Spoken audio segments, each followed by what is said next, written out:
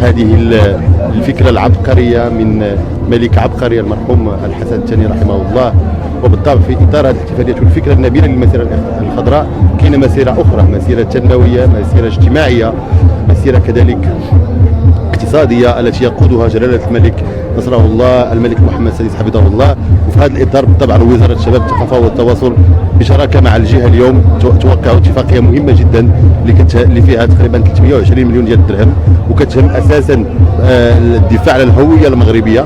وهنا كنتكلم على الترميم ديال المآثر التاريخية والتعريف بالتراث اللامادي الحساني، كذلك مجموعه ديال المفهوم ديال التنشيط ديال الاماكن الشبابيه والثقافيه.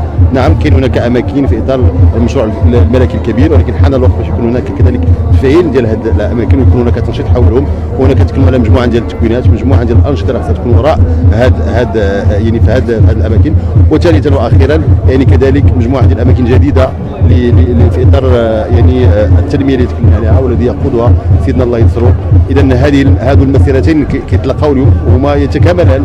مسيره اولا مسيره الحريه، مسيره الشرعيه، يعني المسيره اللي خدموا عليها جدودنا، واليوم مسيره جديده يقوم بها يترأسها جلاله الملك الله ينصره، والتي بالطبع كنحاولوا نفعلوها في اطار هذه الشراكه مع الجهه. شكرا.